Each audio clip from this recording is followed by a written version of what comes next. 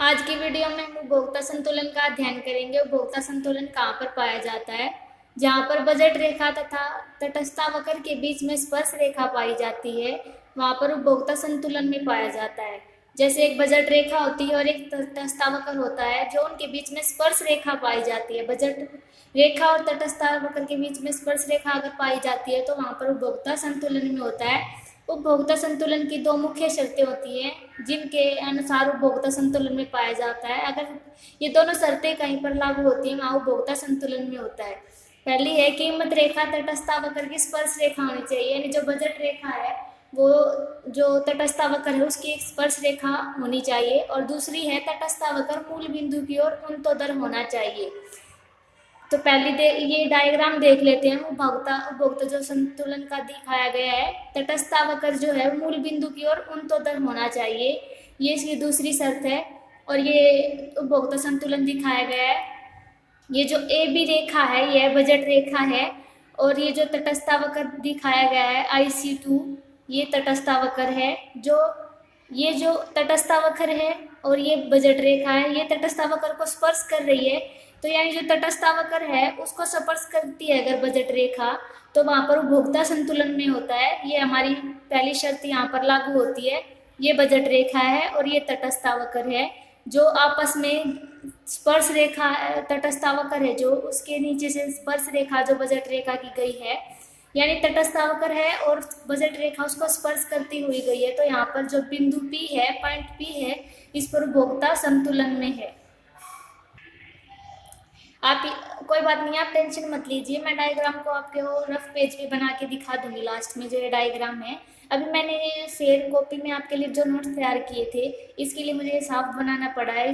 तो मैं आपको ये लास्ट में जो फिर रफ कॉपी पे बना के दिखा दूंगी आपको कि डायग्राम कैसे बना है।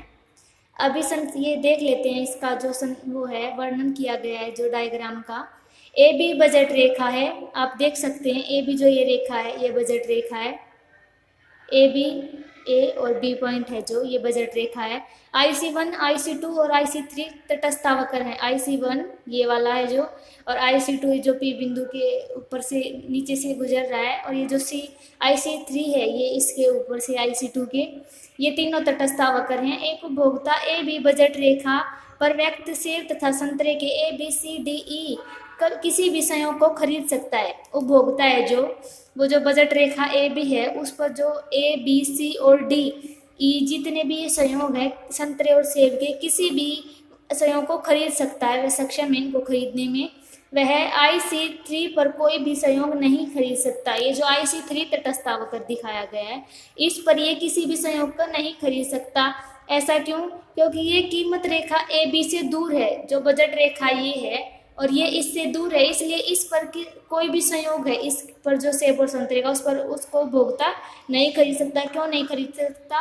क्योंकि बजट रेखा से दूर है, इसलिए इसको नहीं खरीद सकता। वह उन्हीं संयोगों को खरीद सकता है जो न केवल बजट रेखा ए बी के ऊपर हो, बल्कि उससे संबंधित ऊंचे तटस्थ वक्र पर भी हो। ये जो ए बी रेखा है, उपभोक्ता इसी पर जो संयोग है उन्हीं को खरीद सकता है। इससे अलग वह संयोगों को नहीं खरीद सकता, और वह उन्हीं संयोगों को खरीदेगा जो ए बी बजट रेखा पर स्थित है।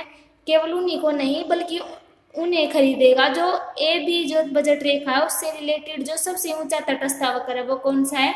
IC2 वक्र है। वह बल्कि उससे संबंधित सबसे ऊंचे तटस्थ वक्र से पर है जो उन्हीं के संयोगों को खरीदेगा। जो बजट रेखा पर सबसे ऊंचा तटस्थ वक्र है वो IC2 है।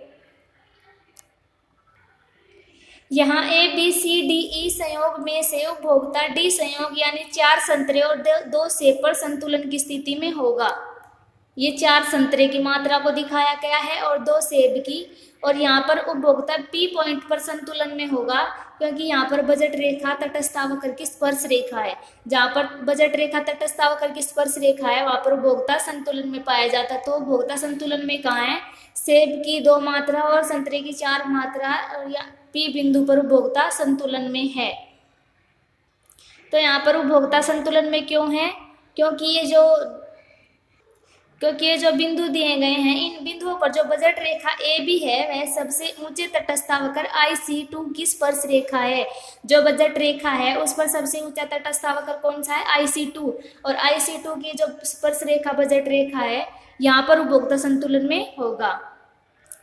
बेशक उपभोक्ता सी या ई संयोग भी खरीद सकता है, ये इसमें कोई शक की बात नहीं है कि उपभोक्ता सी और ई संयोग भी खरीद सकता है। ये जो तटस्थावकर IC1 है इसके ई और सी संयोग को भी उपभोक्ता खरीद सकता है, इसमें कोई शक नहीं है, परंतु ये उसे अधिकतम संतुष्टि प्रदान नहीं करेंगे।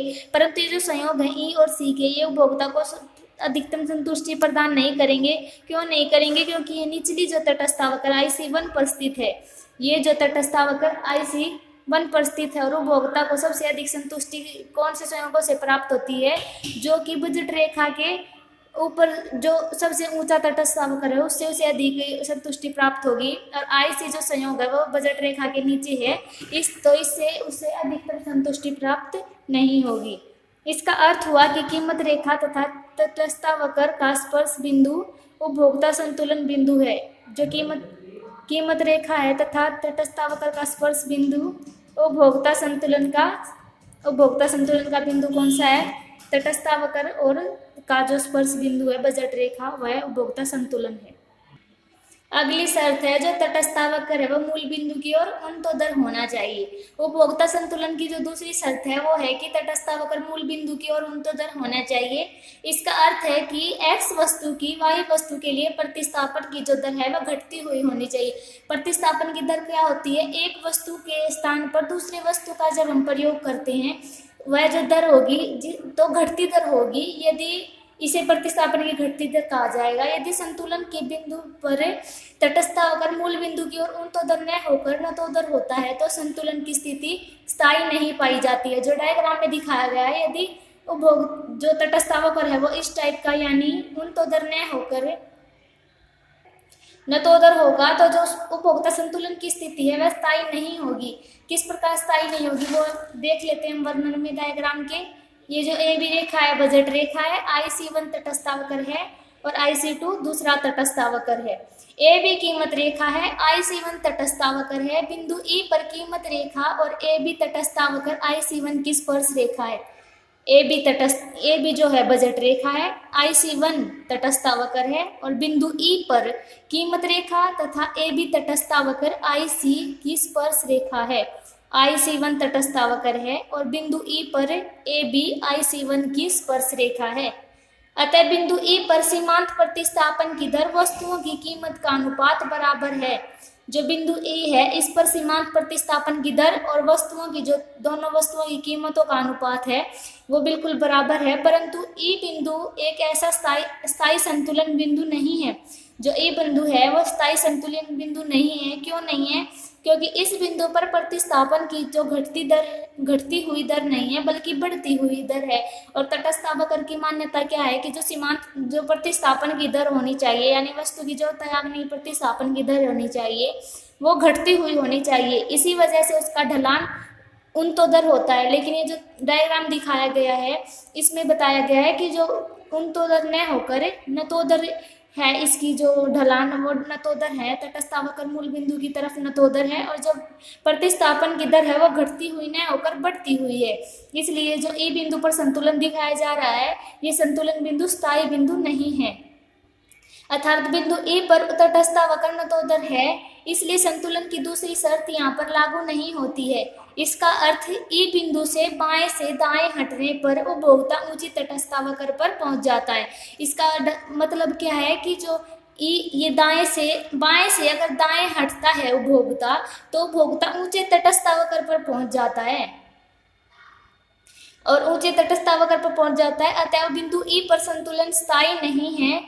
स्पर्शीय जो बिंदु ई की दी हुई वक्र पर अधिकतम संतुष्टि को नहीं बल्कि निचली संतुष्टि वक्र न्यूनतम संतुष्टि का बिंदु है। ये जो ई बिंदु है ये अधिकतम संतुष्टि को नहीं दर्शा रहा है, जबकि नीचे की तरफ है ये तो उपभोक्ता की न्यूनतम संतुष्टि को दर्शा रहा है, ना कि हम ये अधिकतम संतुष्टि का बिंदु है उपभोक्ता संतुलन के लिए। न्यूनतम संतुष्टि का जो बिंदु होगा जबकि सबसे ऊंची तटस्थावकर बजट रेखा के सिरे वाले बिंदुओं में से एक बिंदु पर होगी। जो संतुष्टि न्यूनतम संतुष्टि बिंदु होगा, अधिकतम संतुष्टि को नहीं, बल्कि ये जो ये बिंदु है ये न्यूनतम संतुष्टि बिंदु है, अधिकतम संतुष्टि बिंदु नहीं है। जबकि सबसे ऊंची तटस्थावकर जो बजट रेखा के सिरे वाले बिंदुओं में से एक बिंदु पर होगी।